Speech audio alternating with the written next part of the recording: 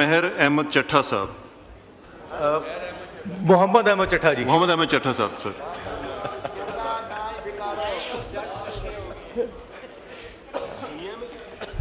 बिस्मिल्लाहिर्रहमानिर्रहीम जी, अस्सलाम वालेकुम।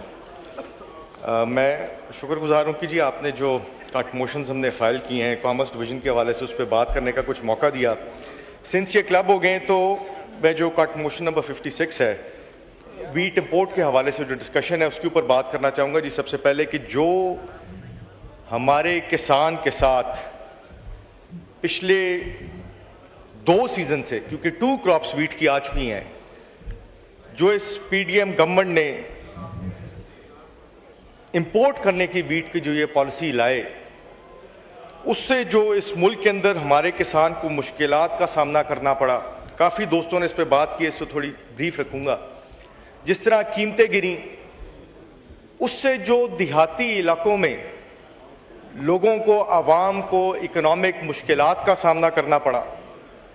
प्लस समझ ये नहीं आती जनाब चेयरपर्सन कि जो चीज़ हम पाकिस्तान में खुद उगा सकते हैं, जिसको हम प्रोड्यूस कर सकते हैं, जो हमारा मेन अनाज है, हमारा मेन खाना है, हमारी गरीब आवाम का की सारी रिलायंस फॉर न्यूट्रिशन वीट और आटे पे है, उसको जब हम बाहर से मंगवाएंगे और अपने लोकल फार्मर को डिस्करेज करेंगे तो खुदा ना खास्ता कोई ऐसा दिन आया कि जिस तरह कीमतें इस वक्त डिप कर गई हैं इस गवर्नमेंट की नाअहल पॉलिसीज़ की वजह से, तो कहीं ये ना हो कि कल को हमारा किसान भी ना उगाए, एक शॉर्टेज आ जाए और आलमी भी शॉर्टेज हुई तो फिर हमारी गरीब आवाम यहाँ पर क्या करेगी। तो this is not only an issue of trade deficit कि आप अपनी इंपोर्ट्स बढ़ा रहे हैं। क्या पाकिस्तान में पहले कोई तजारती खसारा जो है, जो कि 20 अरब डॉलर से ज़्यादा, क्या वो पहले कम है कि जो चीज़ हम उगा सकते हैं उसको भी हम इंपोर्ट करना शुरू कर दें?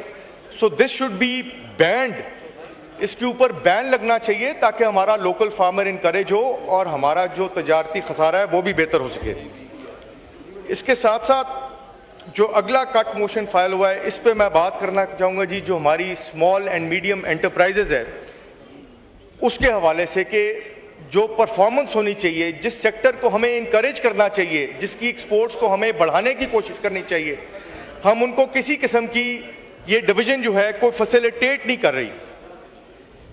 वज़ीर आज़म इमरान खान के दौर में आपकी एक आसान साफ स्कीम थी जिसके तहत जो हमारी स्मॉल एंड मीडियम एंटरप्राइजेज हैं वो 1 करोड़ रुपए तक का लोन सिक्योर कर सकती थी कोलैटरल के बगैर, सिर्फ पर्सनल गारंटीज के ऊपर। इस गवर्नमेंट ने आके 2023 में उस स्कीम को भी गैर फाल कर दिया। तो क्या इससे स्मॉल एंड मीडियम एंटरप्राइजेज में कोई एक्सपोर्ट करने के मौके बढ़ेंगे या कम होंगे? तो जब इस किस्म की पॉलिसीज लाई जा रही हैं तो फिर क्यों देते हैं हम इन लोगों को बजट्स? किस चीज़ का बजट है ये, अगर हमारी एक्सपोर्ट्स में इंक्रीज नहीं आना या हमारी इंडस्ट्री को इन्होंने प्रमोट नहीं करना? इसी तरह अगर आप मुख्तलिफ इसमें चीज़ें देख लें तो जनाब चेयरपर्सन, एक्सपोर्ट्स आपकी तभी बढ़नी है जो आपकी पुरानी या लार्ज स्केल मैन्युफैक्चरिंग है, जो अपनी पीक पे एक्सपोर्ट्स की कुछ जो आपके शोबे हैं पहुंच चुके हुए हैं, उनकी जगह जब आप और स्मॉल एंड मीडियम एंटरप्राइजेस को प्रमोट नहीं करेंगे, उनके साथ साथ प्रमोट नहीं करेंगे, तो वो कैसे ग्रो करेंगी और न्यू एवेन्यूज़ फॉर एक्सपोर्ट आपको कैसे मिलेंगे? इसलिए इट्स वेरी इंपॉर्टेंट कि हम इनकी इंकरेजमेंट करें, इनको इंकरेज करें। इसके साथ साथ जो आपकी EFS के तहत जो बड़ी और पुरानी कंपनीज हैं, जो हम उनको फैसिलिटीज़ देते रहे हैं, जो बड़ी आसान है, जिनको इजी एक्सेस मिल जाता है, उनको जब वो इंपोर्ट्स आ रही होती है जिनको उन्होंने फर्दर एक्सपोर्ट करना होता है, उनको किसी किस्म की बैंक एंड पे ऑर्डर्स नहीं देने पड़ते। तो यही फैसिलिटीज़ जो हैं हमें हमारे जो स्मॉल स्केल मैन्युफैक्चरर्स हैं, स्मॉल एंड मीडियम एंटरप्राइजेज हैं, हमें उनको भी देनी चाहिए ताकि उनके लिए भी जिस चीज़ को उन्होंने फर्दर एक्सपोर्ट करना है उसकी जब वो इंपोर्ट करें तो उस चीज़ के लिए आसानी हो उनके लिए भी। So this sector is very important जी। तीसरा सेक्टर जिसके ऊपर हम बात करेंगे, मेरा ख़ुद भी इस शोबे से ताल्लुक़ है, जो हमारा राइस सेक्टर है, वो भी हमारा जो इलाका है इन जनरल, उसके अंदर ऑब्वियसली जब आप राइस एक्सपोर्ट करते हैं तो उसी से आपकी मार्केट में प्राइसेस बनती है, इससे फार्मर के ऊपर भी इम्पैक्ट आता है और आपकी राइस इंडस्ट्री जो है वो भी ज़्यादा एक्सपोर्ट्स के ऊपर चल रही है। जनाब चेयरपर्सन, हमारी एक्सपोर्ट्स जो मेरे वज़ीर आज़म इमरान खान ने जो इनकरेज किया राइस ग्रोथ को, जो फैसिलिटीज़ दी, जिससे हमारी टोटल राइस प्रोडक्शन एक रिकॉर्ड लेवल पे गई और अल्टीमेटली हमारी एक्सपोर्ट्स जो हैं उससे बढ़ने लग गई। जो एक्सपोर्ट्स आज से 1 साल पहले राइस की 4 बिलियन के करीब थी, वो कई दर्जे आज ड्रॉप कर चुकी हैं। और एक इंडस्ट्री और एक जो हमारा सेक्टर था जो एक्सपोर्ट करने में कामयाब हो रहा था और इंडिया को हम बीट कर रहे थे, हम 70% यूरोप की जो मार्केट है उसको कैप्चर कर चुके थे।